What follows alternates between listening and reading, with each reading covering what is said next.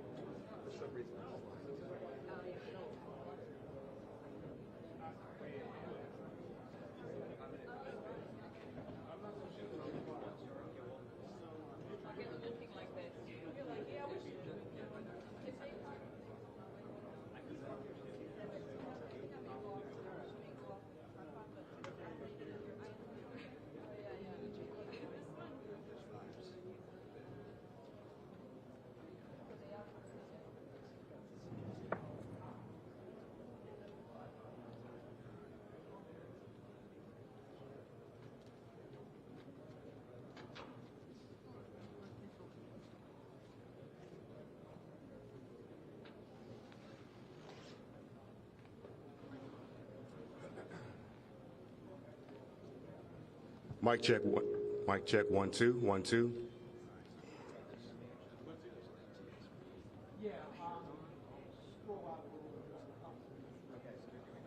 Mic check. 1 2 1 2. Mic check. 1 2 1 2 3 1 1 1 2 1 2 1 2 1.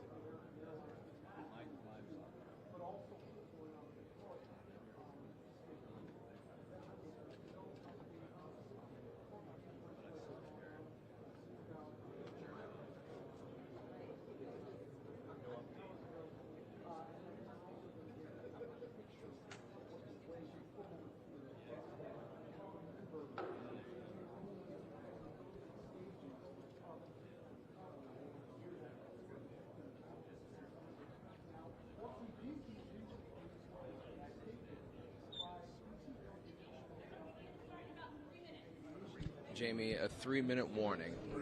3-minute warning.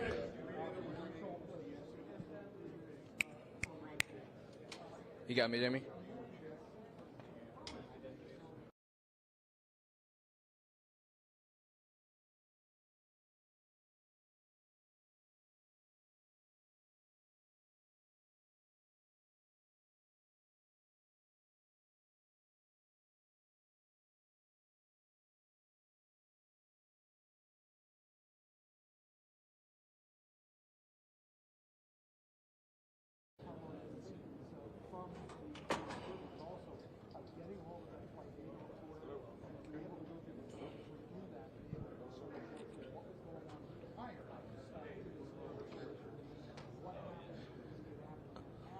let's call it 2 minutes until the briefing. 2 minutes.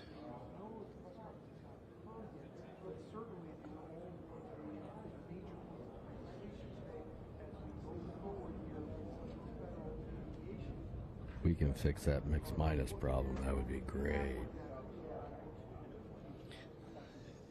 Absolutely.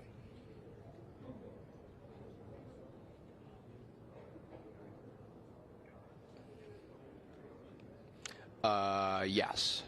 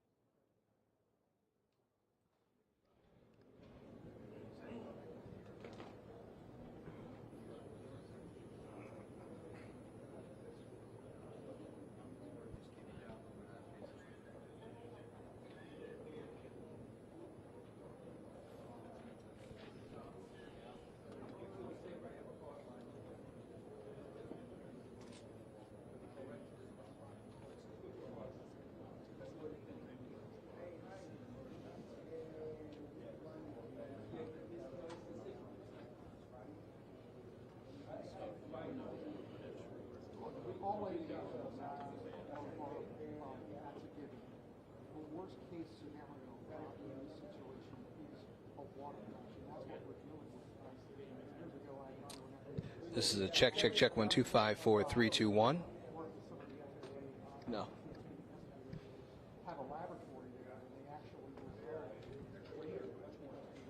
Hey, hey.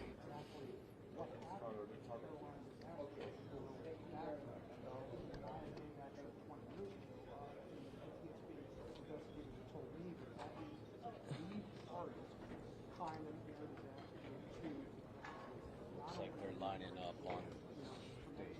Okay. I got it.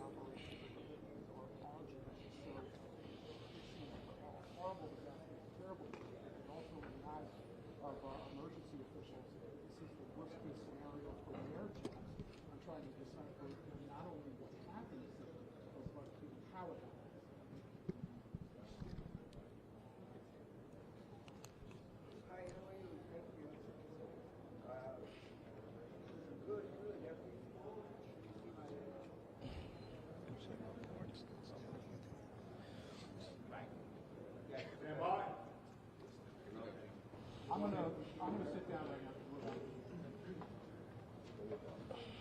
I can still.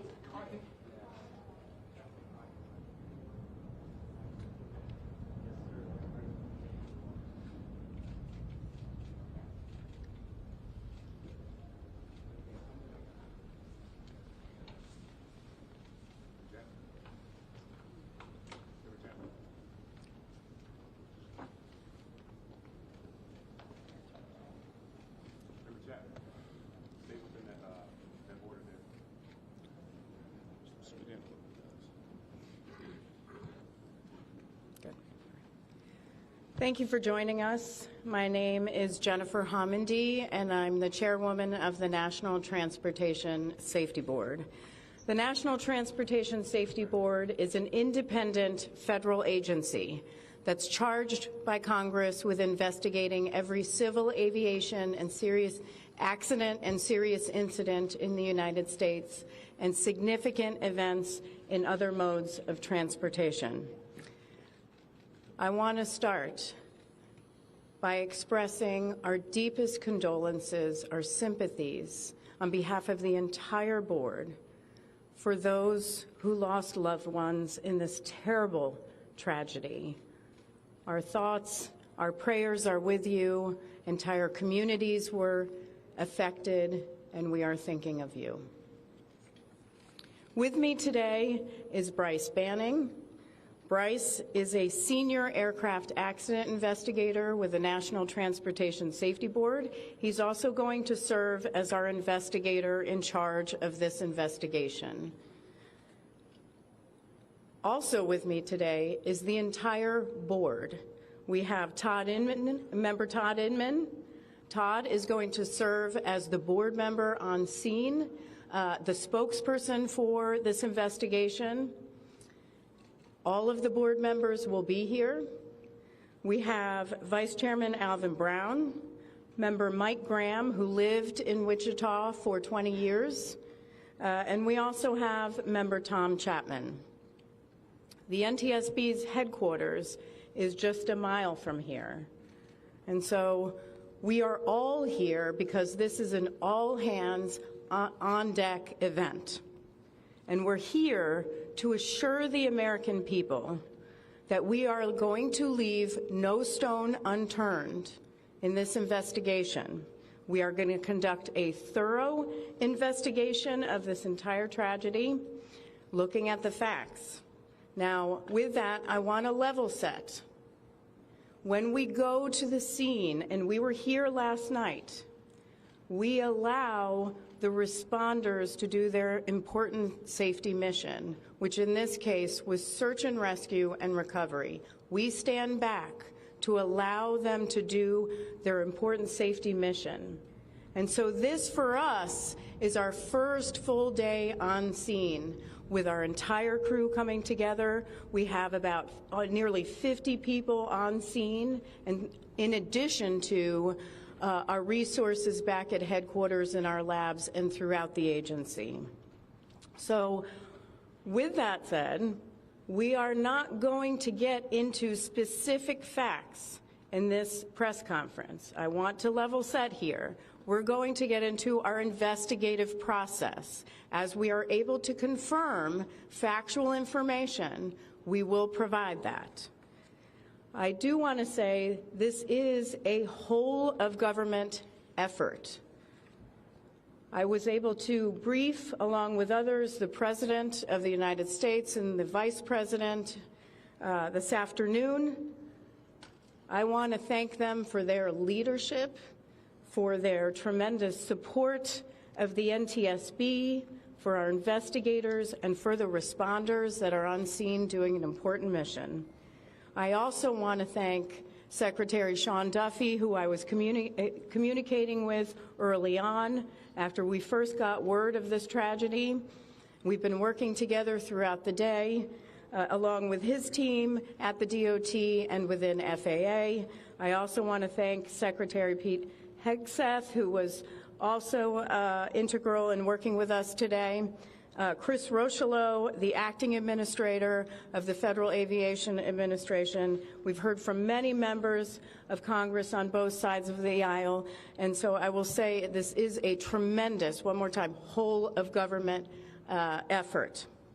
I also want to take a moment and thank the many, many responders that have been on scene. It has been an incredible effort.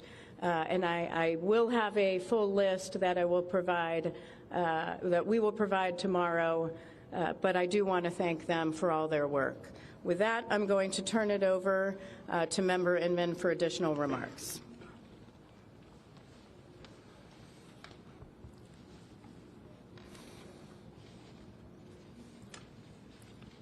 So today is our first full day on scene. Our investigative team will be on scene as long as it takes in order to obtain all of the perishable evidence and all of the fact-finding that is needed to bring us to a conclusion of probable cause. Our mission is to understand not just what happened, but why it happened, and to recommend changes to prevent it from happening again. Since we're just beginning our investigation, we don't have a great deal of information to share right now. We will keep you informed by giving regular updates as we learn more. Our intention is to have a preliminary report within 30 days, and the final report will be issued once we've completed all of our fact-finding and investigation. Now, we will not be determining the probable cause of the accident while we are here on scene, nor will we speculate about what may have caused this accident. Today, we will be going and having an organizational meeting and establishing our parties to our investigation. We currently have the following parties that are already identified: PSA Airlines, GE Aerospace, Sikorsky, FAA, NACTA, which represents the air traffic controllers, ALPA, which represents the pilots, Army, AFA, which represents the flight attendants. The Transportation Safety Board of Canada will be an accredited representative under Annex 13 of ICAO. They will be supplemented by MHIRG as a technical advisor. They were previously known as midair. The NTSB offers this party status to those companies, government agencies, and associations that have employees, activities, or equipment involved in the accident. We offer that because they will provide technical expertise and relevant information supporting the development of the best possible factual record. Once they join this investigation, they are not permitted to release documents or talk publicly about the investigation without the consent of the NTSB. So I want to stress this. It is only the NTSB that will provide information related to this investigation, with one exception. Regarding the fatalities that occurred, that notification will be handled by the DC medical examiner. We will not be discussing fatalities or names. That will be handled by them as the proper authority.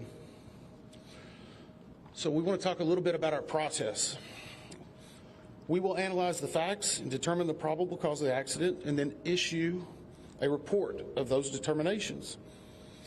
I also want to talk a little bit about some additional people that are here with us, and they're very important to us, and that is our family assistance group. Later today, we will be briefing the families.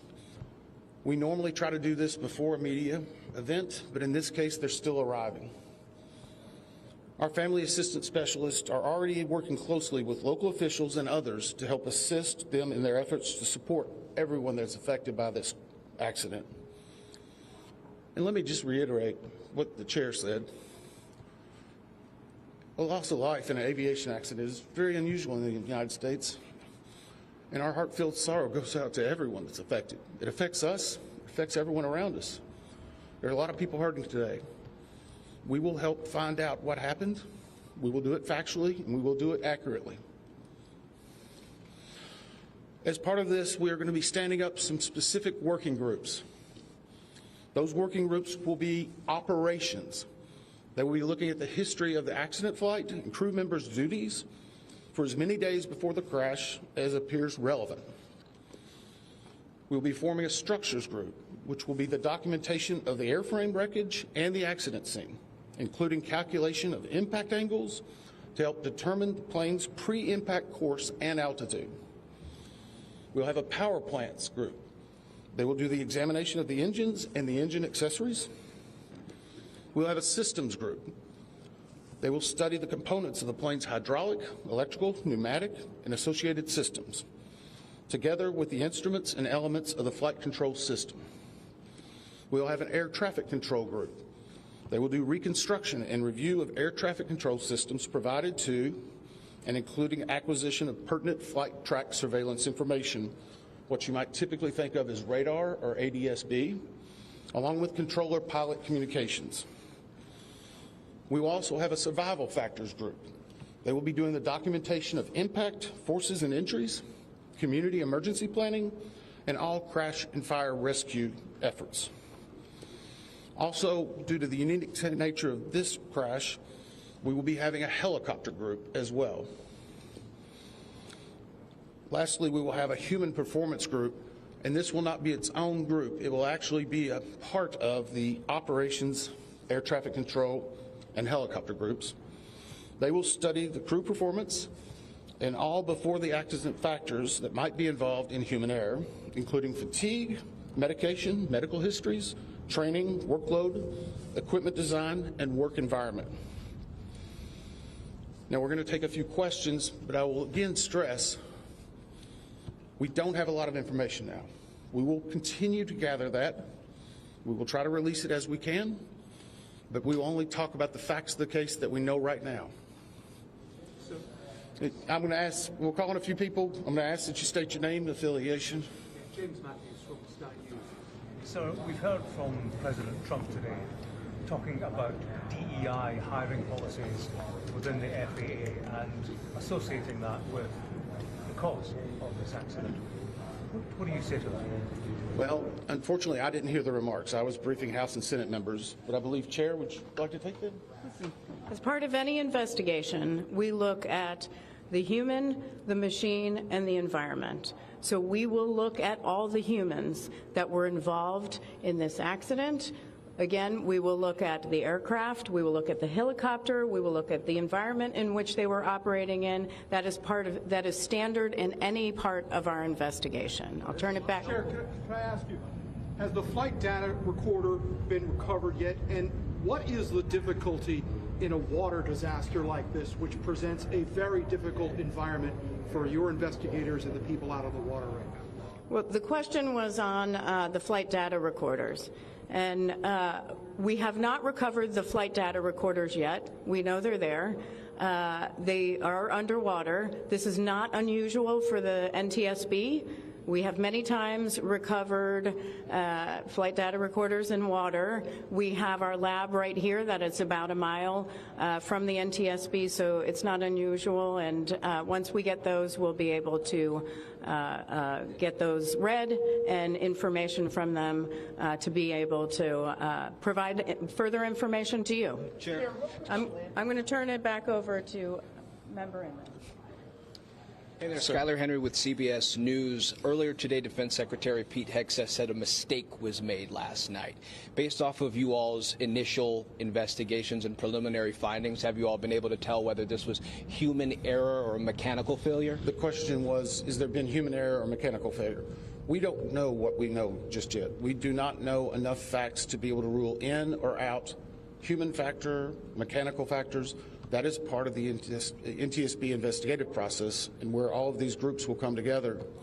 It's one of the reasons why the NTSB is known as the gold standard. We will take the time that's necessary, but I'd also like to reiterate, if we find something that is a significant issue that warrants immediate action, we will not hesitate to make those recommendations and make them public.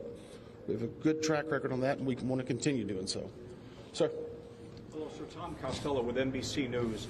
Does it hurt your investigative process, maybe for the chairman, does it hurt your investigative process to have the president already suggesting possible... That's why they put in that prohibited... ...as you try to keep an open mind and begin this investigation? Tom, with all due respect, I think the press also likes to state what probable cause is before we get to the probable cause. So what I'm going to say is you need to give us time. You need to give NTSB, it's not that we don't have information. We do have information. We have data. We have substantial amounts of information. We need to verify information. We need to take our time to make sure it is accurate. That's best for you. That's important for the families. It's important for legislators who are seeking answers to try to figure out what they're going to do about this. And so it will take time. We do have a lot of information, but we need some time to verify that. Yeah, member Chase Williams with Fox Business. I'm wondering about the conditions in the tower last night. Were there any performance issues in the past with any of these controllers, anything of that nature? The question is about controllers. As I said, we are just now forming the groups. The controllers do have union representation, which they are entitled to. They'll be working with our party system and our party groups. They'll be conducting interviews. Those interviews will need to be analyzed, transcribed, and other team members will need to look over it. It'll be a long process, but we will go through the entire history. Michelle Ray, The Independent. My question is for the chairwoman. Can you tell us more about what the president and the vice president's responses were when you briefed them this afternoon? Sure. So the question was about my briefing for the president and the vice president. As is standard, we offer briefings on our process and what we know, and this was a briefing with the president and vice president and with Secretary Duffy and Secretary Hegseth and also the acting administrator of the FAA. There was discussion on what we know so far and our process, and that was about it. Madam Chairwoman, Stephanie Ramos with ABC News. Similar to Tom Costello's question, the President has stated what may have caused the crash, stating common sense. Does that affect your progress at all at this early stage? Yeah, so the NTSB, we conduct an important safety mission where we take a very careful approach I'm sorry, the question was on speculating during investigations, which is we often hear about. What I will say is we look at facts on our investigation, and that will take some time. And at some point, we'll be able to provide that factual information, as Member Inman said, and provide that hopefully tomorrow. Hang on a second. Have you been able to retrieve the black boxes from the helicopter? Has the military decided whether they're going to read those or the NTSB? And what about the ATC tapes? Have you guys been up? So the question was about black boxes, which are referred to as black boxes, which are typically orange. We have not recovered any of the boxes involved yet.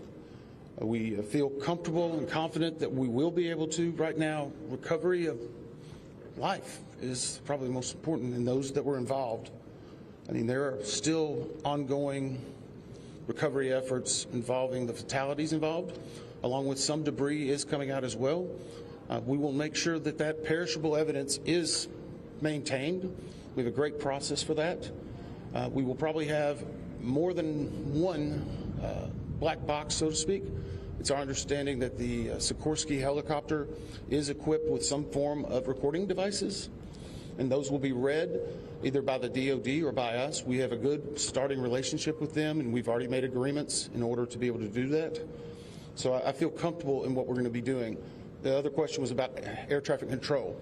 We received a very large package of information from the FAA at about 3 a.m., I believe, this morning. That is still being reviewed and analyzed.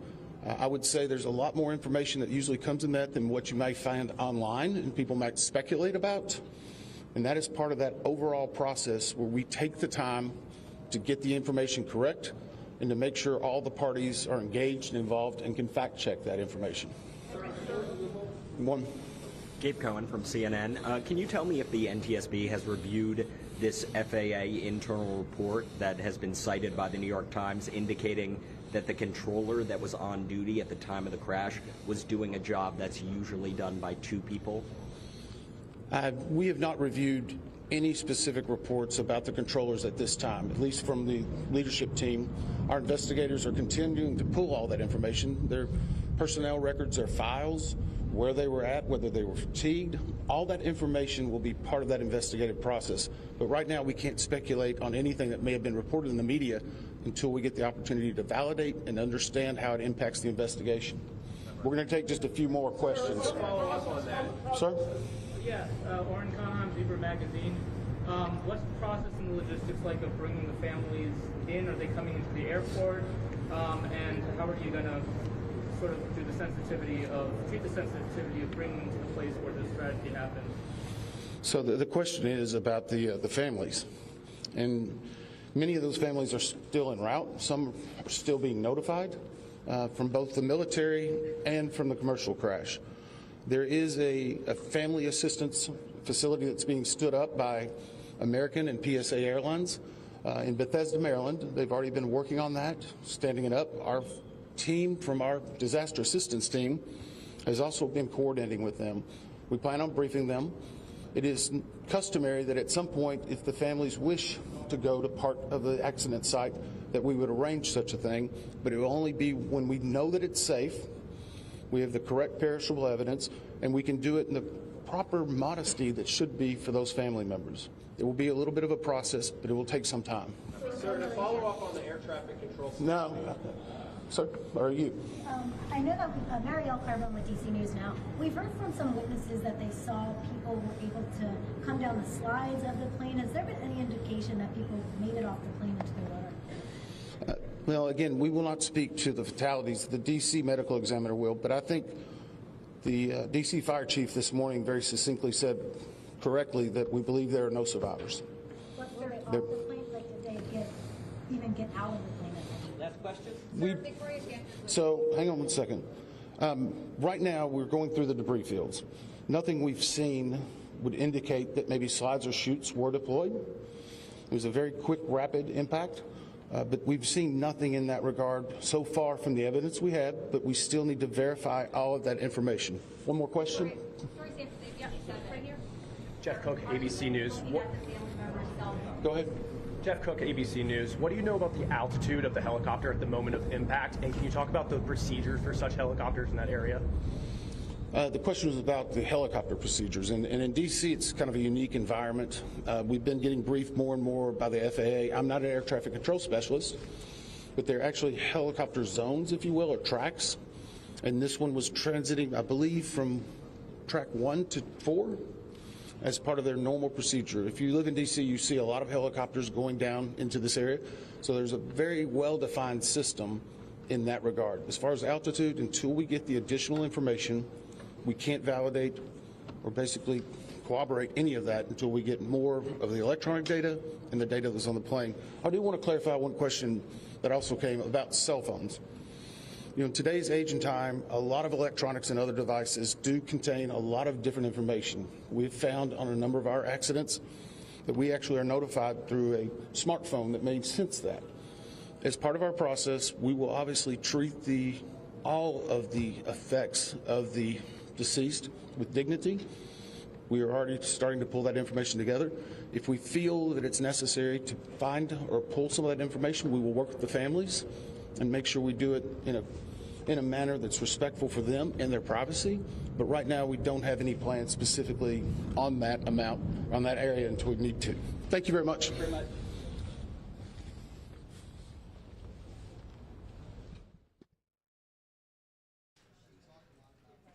You have been watching the latest NTSB investigation into the crash of PSA Airlines Flight 532 in Washington, D.C. last night. It was a Bombardier CRJ 700 plane that collided with an Army H-60 Black Hawk. People believe that there have been no survivors. My name is Donovan Myrie. I'm an investigative reporter here at News 6. I'm here on News 6 Plus this afternoon. We're going to have a conversation now after this press conference. I'm being joined right now by John Tenney. John is a pilot and instructor out of Orlando Executive Airport. And one of the great things about talking with John is, John, you've actually flown this type of aircraft. Thanks for joining us today. Yeah, I had 4 years in the forerunner to this, the CRJ 200. And did a few flights in the CRJ 700 before I moved on to another airline. But I did maintain my currency by being a sim instructor for both of them for the next 20 years. A lot of people aren't familiar with this type of plane. They're familiar with Boeing 737s and 747s and maybe like an A380 or an Airbus 321. What type of plane is this? So the way you'll recognize it for the average passenger is if you walk in and you see 2 seats on each side down the alley, that's probably a CRJ, because the Embraer, the narrow ones, only had 1 seat on one side and 2 on the other. It's a 70-seat plane, which is 700. It can be configured for 70 passengers. It's got a twin-engine centerline thrust. Both engines are back underneath the tail. It's a very versatile, powerful airplane. It's very easy to handle. It's actually a lot of fun to fly. I miss flying it. It's a great airplane. What was the aircraft that you graduated to after the CRJ? You said we went on to another plane. Yes, I was one of those who was going Boeing. I went to the 737. Mm-hmm. And you preferred flying the CRJ a lot better, almost like a sports car compared to a minivan or something, right? That's a very good analogy, is that the Boeing was like flying a big bus. In fact, I think they called it the Bubba bus. But you'd turn the wheel and you'd wait. Oh, and it was starting to turn. Okay, stop turning. Wait. Okay, now it's listening to you. It would take a couple seconds to listen to me, whereas the RJ, it would follow instructions immediately. It was very responsive. It was a very nicely, I'd just say, a well-built airplane. And that was a point we were speaking before we started the stream. One of the things you said is that plane does respond very quickly. And I think you were telling me that if the pilots had seen that helicopter, they might have been able to get out of the way in time. That's my theory. Of course, everything, the NTSB is doing a great job. They are all doing their job the best. The first responders were all there quickly. From what I can tell, air traffic control did an absolutely perfect job in directions. All the streams I've listened to, I haven't heard anything wrong. But I do believe that, and I saw another video, I think it was actually the president posted it, about a guy who said when they're flying in their dark mode, they're very difficult to see. There's only a couple of lights, and the lights are blocked by the rotors. Mhm. So the crew on the CRJ may have had difficulty seeing it. There's the moment of impact, yeah. And one thing I did notice looking at the radar is that the helicopter was going along at 200 feet constantly. The CRJ was at 400, but of course he's going to be descending because he's coming into the runway. But the radar echo on the helicopter went to 300 feet at the same time the CRJ did. And that's something I've got some crazy theories about it, but they're just crazy theories. Well, we did talk about that. You called it a crazy theory, but it is an interesting theory because it's a theory of aerodynamics. And that theory is the air was basically taken away from the helicopter. So, well, they weren't going in the same direction, but way back in 1991, there was an airplane going into Williamsport with Senator Heinz on board. And it was an Aerostar, and they were not getting 3 green, which is the indication that all 3 landing gear were down and locked. And so they were flying around getting people to come up and look at it and see if the gear were locked. It's very difficult to tell, but a helicopter flew up underneath them to take a closer look. And of course, a helicopter pulls air from down above, and they just hit. And it was a fatal accident, including killing 2 people on the ground. Now, that was, 35 years ago, but it is something I'm always aware of whenever I'm flying near a helicopter. I want plenty of vertical distance between me and a helicopter. And we've spoken about also wake turbulence and just basically, the air moving around, whether it's a helicopter or a plane. And, it's kind of as you're driving down the highway and you get behind a truck, you can feel like you're in the draft of that truck, or if you're, in NASCAR or something like that. And a lot of people don't realize that, when you're moving around these giant pieces of machinery, it does cause a lot of air to be moved around. Yeah, they were on converging course, so I don't know how much that would be. If one were following the other, I would definitely put a lot of stock in that theory because, the wake turbulence goes behind you. But they were converging, so who knows how much air is affected by a Black Hawk and how far out in front. But like I said, I saw that radar that one went down as the other went up, and that seems to me to could be an argument for, my crazy theory. You have been looking at the tapes, you've been listening to recordings between air traffic control and the 2 aircraft. You had a very interesting thing to say about the way the communication loop kind of went, because one of the things that I've heard, commercial aircraft, I believe, talk on VHF, military on UHF, and one thing that we heard earlier was the air traffic controller was calling out to the military helicopter, but we didn't hear an answer. But that doesn't necessarily mean he didn't answer, correct?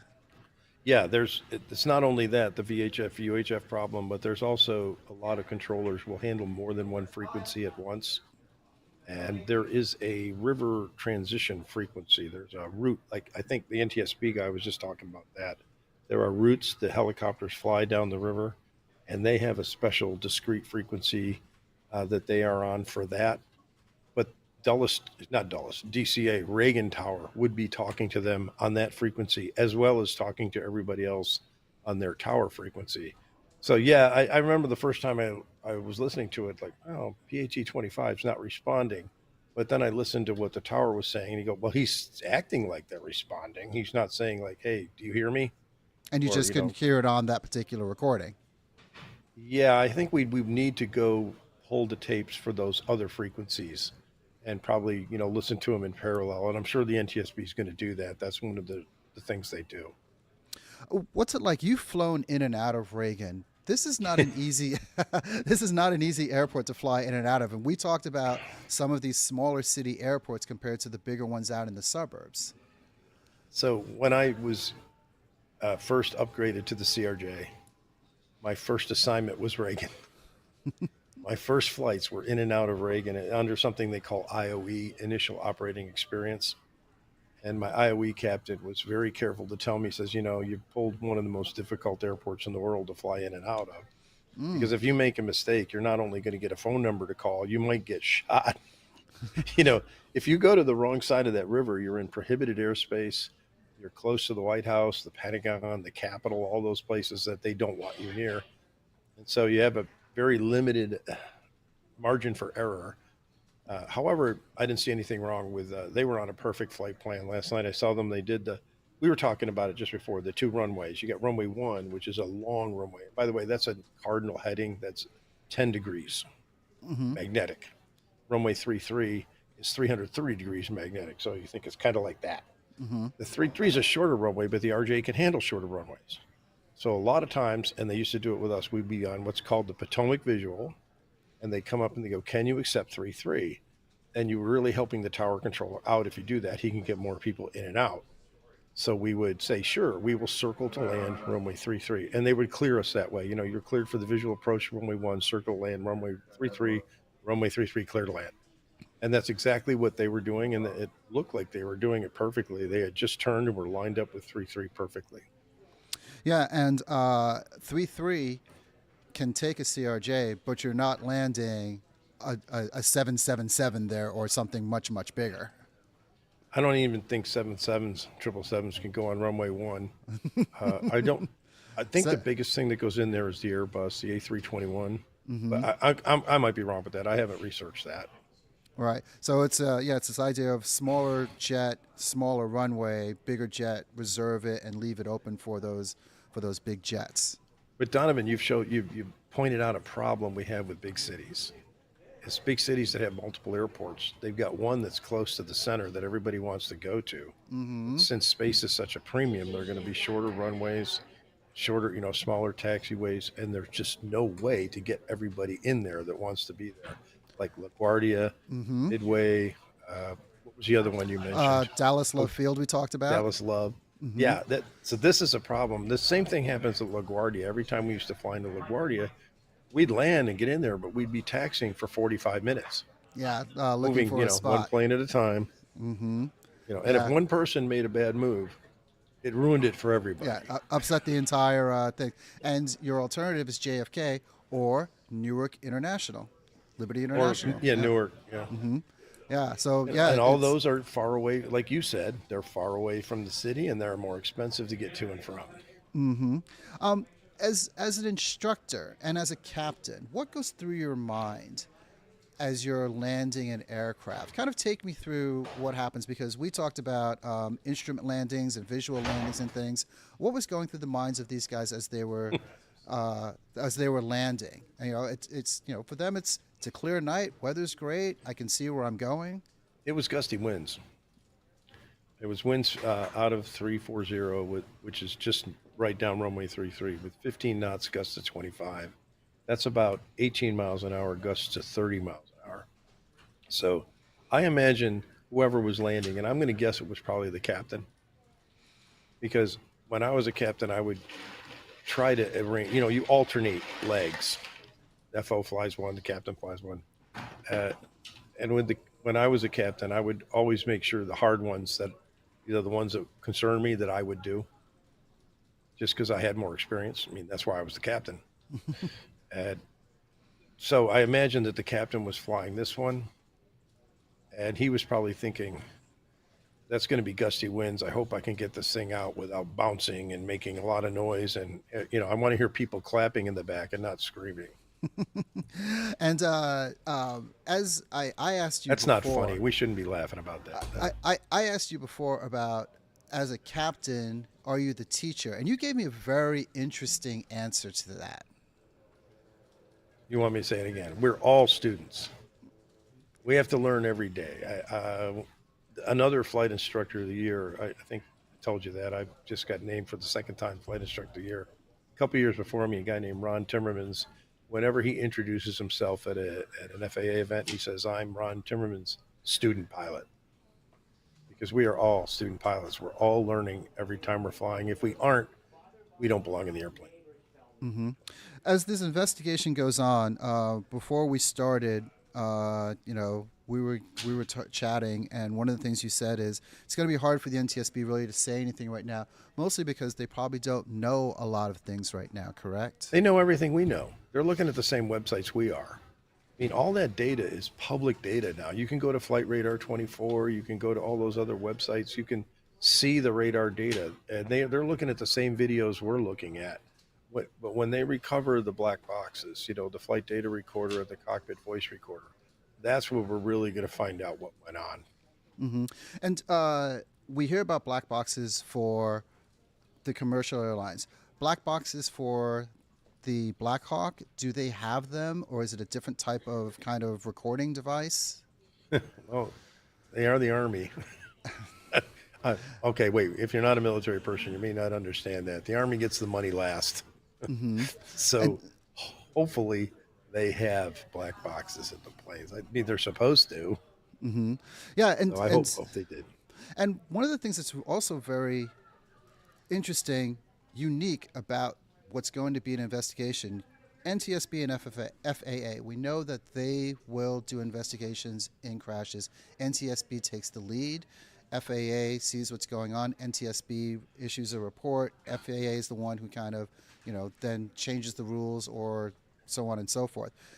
Complicating this is the Army.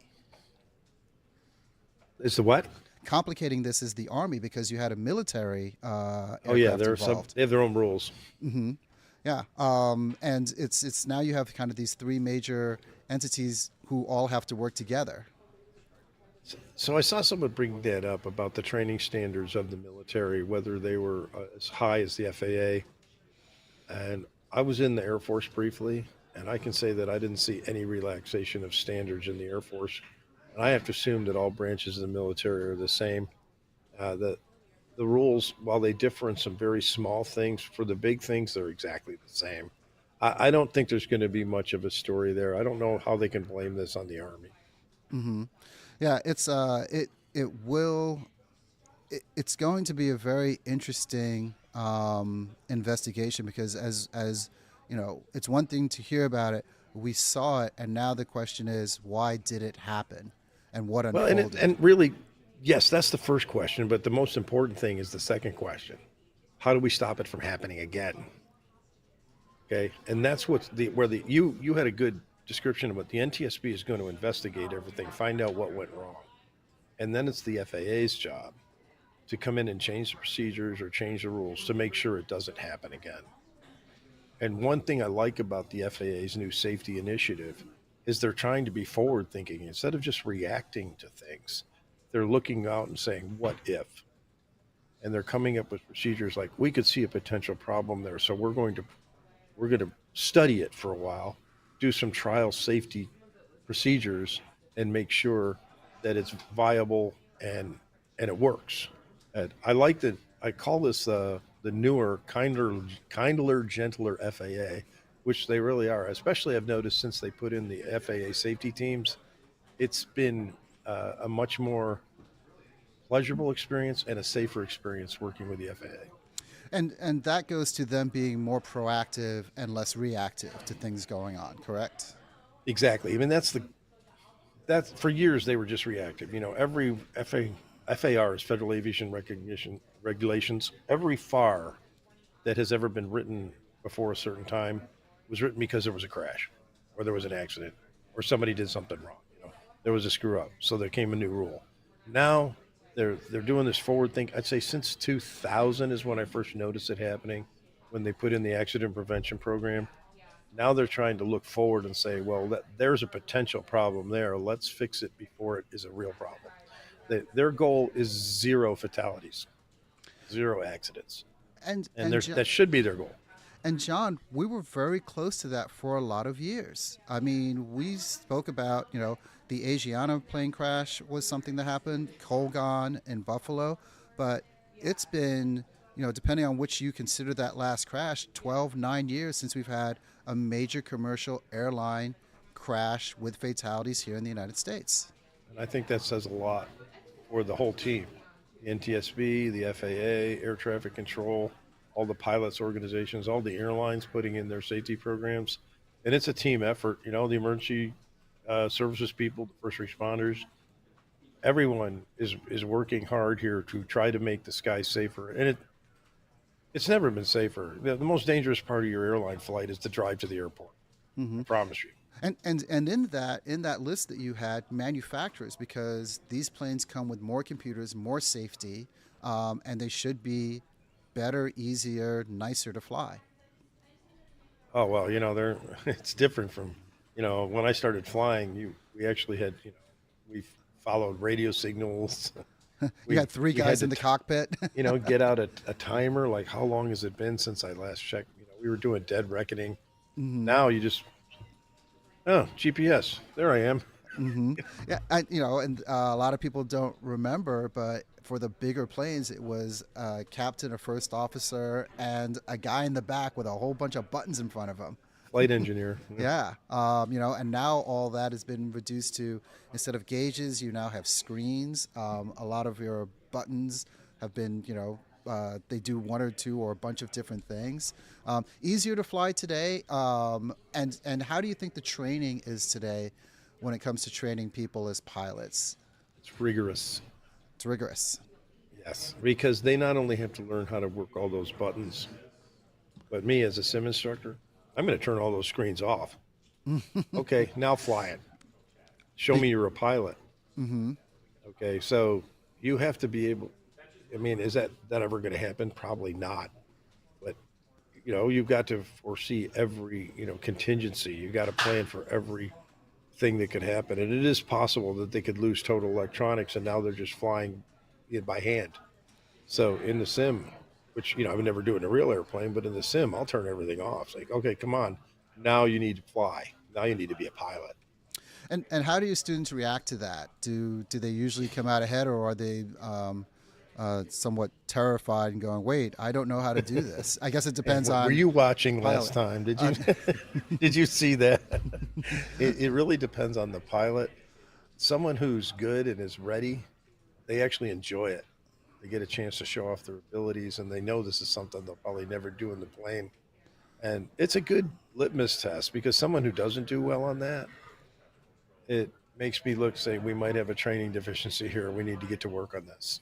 And I think also for the pilot, they probably realize, my goodness, I thought I was ready. I'm not as ready as I thought I was.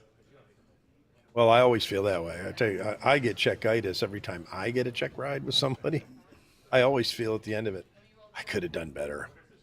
I didn't do my best. And they'll say, look, that's just checkitis. That's because you're nervous because you're being watched. And that is something that does happen.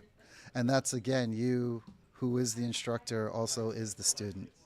I hate being evaluated, and I know how they feel. I can empathize with them. I think that's why everyone says, like, oh, he's a good instructor. He's so, patient, and he doesn't yell. He's kind, and he lets you make your mistakes and then fix them, because I'm just like, my friend, I've been there. Last questions for you, John. Take us through what this investigation is going to look like, because this is not, we're not going to have an answer in a day, a week, or a month, are we? 6 months to 2 years, probably. That's the typical. I would say, well, obviously they're going to, the first responders did a tremendous job. They got out there. The crash happened at 8:50. By 8:52, the fire department was there. They had boats in the water, and they were going out there trying to help people. So that was amazing. The fire department, I watched the fire department chief last night, and he spoke. He was very competent. He impressed me with what he said. They obviously went right to it, and they're recording it all. They're recording the data. There's people, taking video the whole time. So the NTSB is going to have that to look at. They're going to recover as much of the aircraft as they can, and they'll put it in a hangar somewhere, both aircraft, the Black Hawk and the CRJ. Mm-hmm. They'll reassemble them, and they'll try to look and see if there was anything wrong with the aircraft. I don't think there was. I think this is just one of those freak accidents that, it's one in a million. Mm-hmm. So they're going to go through all that. They're going to study the data. They'll study the black box data. They'll listen to the cockpit voice recorders. They'll see if there was anything unusual going on in the cockpit between the pilots on either plane. And then they'll put it all together, and they'll make sure they all agree. And once they all agree on what it was, then they will produce a very large PDF, usually 50 to 60 pages. And one of the things you just said is they'll put that plane back together. I remember images of TWA 800 that they That's put a good back one. I together remember that one too. in a hangar. And one thing, I guess, working in the favor of the investigators is they have an area where they know this went down. They're not out in the middle of the ocean first searching for it like they had to do for that Air France plane years and years ago. Like they're still trying to find the Malaysia plane. That's true. They're in a good place for that. Mm-hmm. And it's not that deep there, too, so they should be able to recover everything. And they should be able to recover everything. So you're thinking at least 6 months to 2 years. In the meantime, as a pilot, as somebody who flies, what do you say to somebody who says, my goodness, I'm terrified of flying now? Well, this is a horrible tragedy. Lives were lost. There's nothing good about that at first. But one thing is that out of every adversity, there comes opportunity, and we have an opportunity to learn here, to learn how we can improve safety and make it even safer. If it's not going to get worse, it's going to get better. Every time something like this happens, and I'm not saying we have to have it happen, but every time it does, we put everything together and we find out something we could have done a little better, and then we do it a little better. So, look, I tell people before, you're in more danger driving to the airport than you are in the airplane. It's some very wise words. John, thank you so much for joining us. You're also going to join us live this afternoon on our newscast, News 6 at 4, and I think also at 5 o'clock, so we'll be looking forward to that. Thank you so much for joining us today. I'm here all day, huh? You are here all day. Thank you, sir. Well, thank you for having me. A pleasure. All right, you have a good one. My name is Donovan Murray. It is 3:40. News 6 at 4 o'clock starts in about 20 minutes. You can see it right here on 6 Plus, or you can check us out online. We hope to see you then. Thanks for joining us.